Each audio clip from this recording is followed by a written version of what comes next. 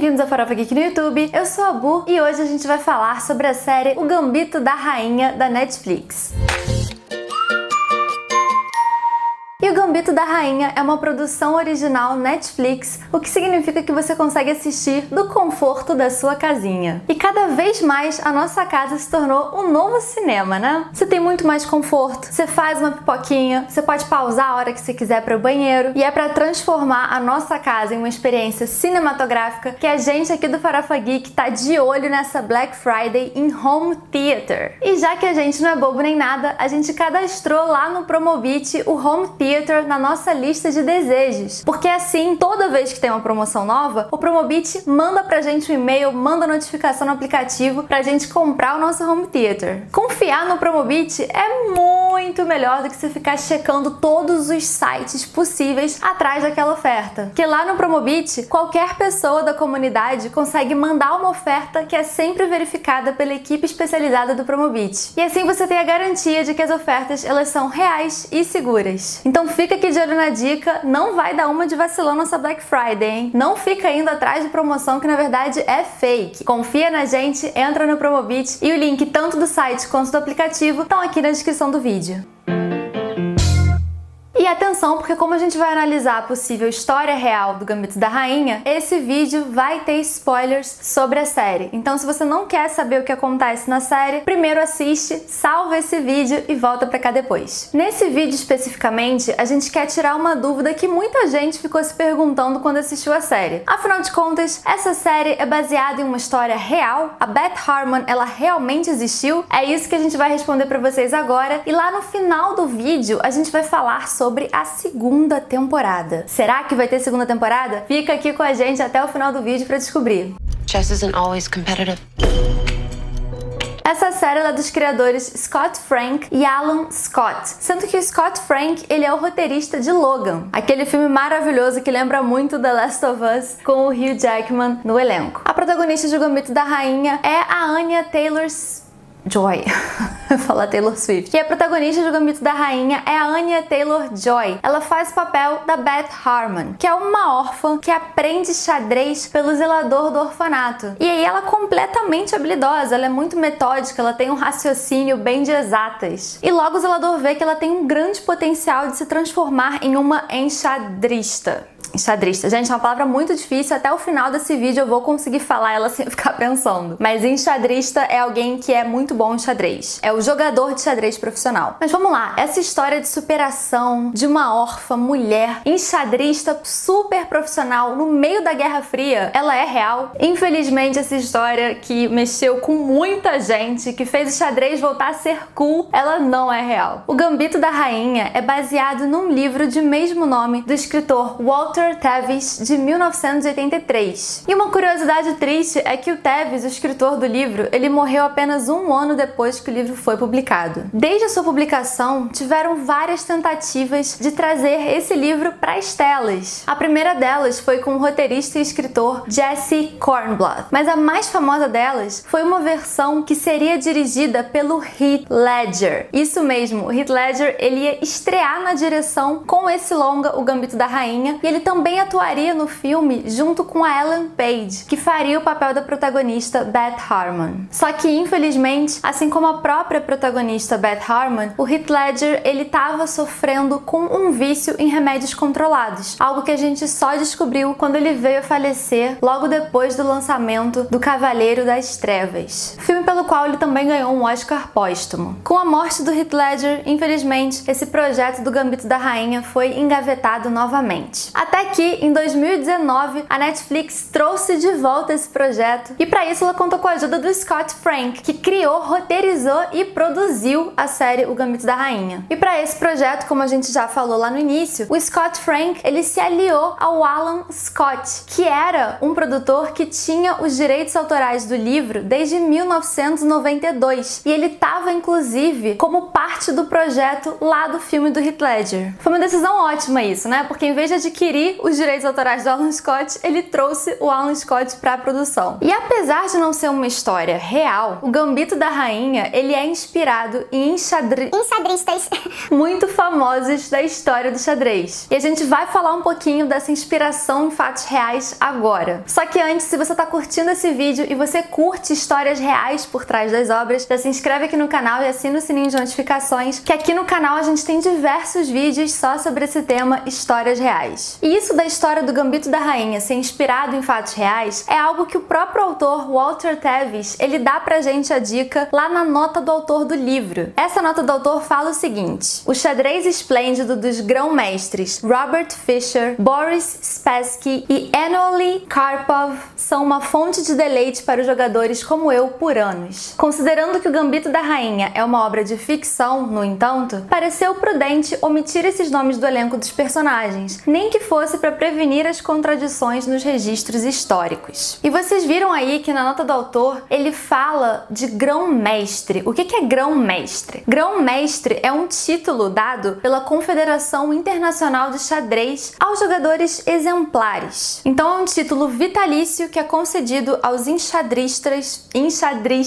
profissionais. Eu tô quase abandonando a palavra enxadrista pra falar jogador de xadrez, gente. Vou passar a falar jogador de xadrez. Então aí o Walter, o escritor do livro, ele citou pra gente 3 nomes e a gente vai analisar eles 3, começando pelo Robert Fischer, ou Bob Fischer. O Bob Fischer foi provavelmente a maior inspiração para fazer a personagem da Beth Harmon. Assim como a Beth, o Robert Fischer, ele também ganhou o campeonato norte-americano de xadrez em 1967. O Bob, ele também começou sua carreira na adolescência e se tornou campeão de xadrez aos 14 anos sem a ajuda de ninguém. Enquanto que na série a gente vê que a Elizabeth, ela se tornou campeã aos 16 anos. Uma outra coisa que ele tinha em comum com a Beth é que ele também era um visionário e resolveu aprender realmente russo para entender melhor os seus oponentes soviéticos. Porque a Rússia, a União Soviética na época, ela sempre foi uma potência do xadrez. Na série, a Beth Harmon, ela venceu finalmente o Campeonato Mundial de Xadrez do Vasily Borgov, um grande jogador de xadrez soviético. E na vida real, o Bob Fischer, ele venceu o russo Boris Spassky. E a gente já vai falar do Spassky mais adiante. E o enxadrista muito famoso, o Dylan Loeb McCrane, ele falou em uma entrevista ao New York Times que o estilo de jogar xadrez do Bob Fischer era muito parecido com o da Beth Harmon, porque os dois tinham um estilo muito agressivo, era sempre ofensivo e não defensivo. Mas qual é a grande ironia disso tudo? O Bob Fischer, ele não era exatamente um misógino, mas ele tinha uma opinião muito errada e inferiorizava as mulheres. Ele falava que as mulheres não eram bem-sucedidas no xadrez porque elas não eram tão inteligentes quanto os homens. E não é um máximo, então, que o Bob Fischer, falando esse tipo de coisa, tenha inspirado uma jogadora mulher no xadrez? Com certeza, o Walter Tevis, o escritor do livro, ele deu uma alfinetada no Fischer ao fazer o personagem feminino inspirada nele. O Anatoly Karpov, ele é um outro personagem que inspirou a Beth, mas não tem tanta coisa a ver, é só porque ele realmente foi um dos melhores da Rússia. É um grão-mestre russo que foi campeão mundial de xadrez entre 75 e 85, ou seja, 10 anos, e de 93 a 99. Vamos passar então agora para o terceiro nome, vamos analisar o Boris Spassky. O Boris Spassky, como a gente já falou, na série possivelmente ele foi a maior inspiração para o personagem do Borgov, que é o nosso antagonista russo da série. There is one player that scares me. Who? The Russian.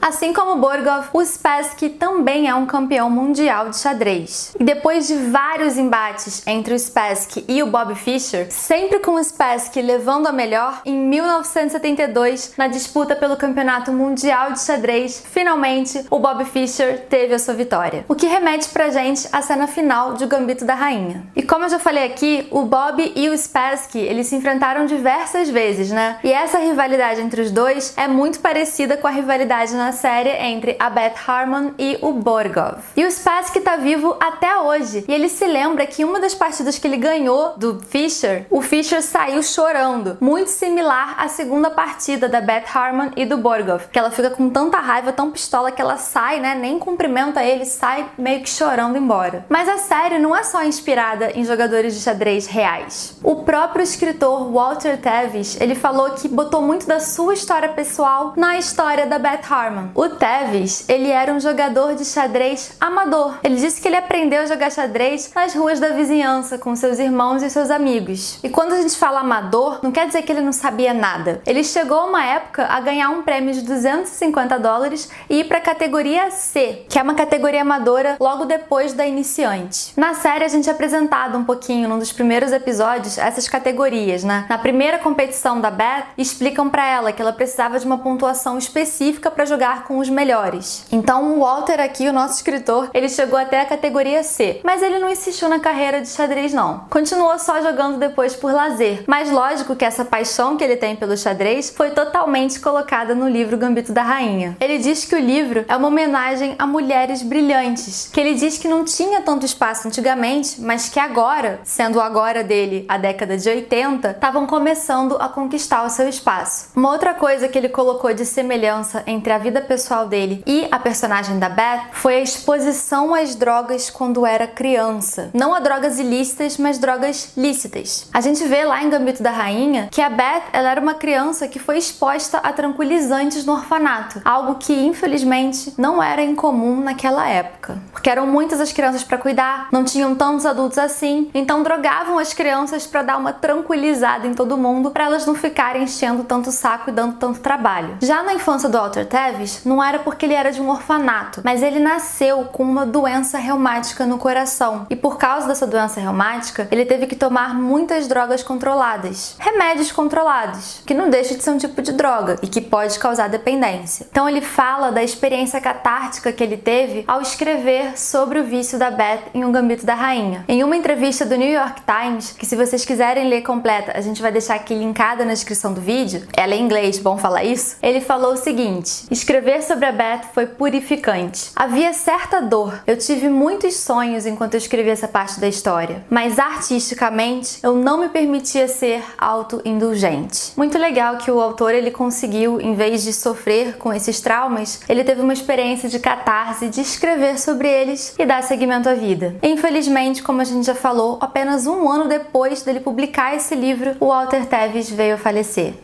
Creativity and psychosis often go hand in hand. Agora vamos lá, para a parte final do vídeo. Vai ter segunda temporada dessa minissérie incrível? Muito provavelmente não. Apesar do grande sucesso, é difícil que o Gambito da Rainha tenha uma segunda temporada por alguns motivos e a gente vai explicar eles agora. A atriz Anya Taylor-Joy, ela já falou em entrevista que não se oporia à ideia de voltar para a personagem. Apesar dessa declaração da Anya, a gente tem algumas pistas de que a segunda temporada possivelmente não vai ocorrer. A primeira delas é que a série O Gambito da Rainha, ela é creditada na Netflix como uma minissérie. E é lógico que a gente já tem precedentes de minisséries que viraram séries, como The Handmaid's Tale e Big Little Lies. Só que se você já começa dizendo que é minissérie, a sua intenção é que seja uma história fechadinha. Então uma segunda temporada é um pouquinho mais difícil de acontecer. Um outro indício é que o Scott Frank, que é um dos criadores, um dos showrunners de O Gambito da Rainha, ele tem experiência com minissérie. Ele curte minissérie. Inclusive, uma minissérie dele premiadíssima, que é Godless, ela também teve exatamente 7 episódios, que é a mesma quantidade de episódios do Gambito da Rainha. E pra finalizar, em uma entrevista, perguntaram pro produtor executivo da minissérie o que o futuro reservaria para Beth Harmon. E o que ele respondeu não foi muito encorajador para quem quer uma segunda temporada. Ele falou o seguinte: a última cena pareceu uma ótima forma de terminar a série. Então eu não sei se a gente quer continuar e responder essa pergunta. Talvez a gente possa deixar só o público imaginar o que vem a seguir para ela. Então aí está, gente. Seria muito legal se a gente pudesse ter uma segunda temporada, mas se vocês quiserem matar a saudade do Gambito da Rainha, eu sugiro ou que vocês leiam o livro O Gambito da Rainha, que infelizmente a gente só encontrou em inglês, ou que vocês aprendam a jogar xadrez. Olha que legal. Quem sabe você não vira uma nova Beth Harmon da sua geração. Mas você tá torcendo por uma segunda temporada? Deixa pra gente aqui nos comentários. Eu confesso que depois dessa eu tô querendo voltar. Eu já jogava xadrez, meu pai me ensinou e a gente jogava muito quando eu era mais nova, mas agora depois de assistir eu fiquei inspirada. Eu quero voltar a ter esse hobby.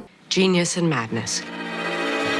E não se esquece daquele conselho que a gente deu lá do início do vídeo, de você acessar o Promobit antes de fazer qualquer compra nessa Black Friday. Essa é a nossa dica para você não cair em nenhuma furada, porque lá no Promobit você tem a garantia de que os sites são reais e as ofertas são seguras. O link do aplicativo e do site estão aqui na descrição do vídeo. E se lembra também que se você curte o nosso trabalho, tem uma forma que é gratuita de você apoiar aqui o que a gente faz no Farofa Geek. É muito simples, é só você se inscrever no canal e assinar o sininho de notificações para ficar por dentro de todas as nossas novidades. Um beijo e até a próxima!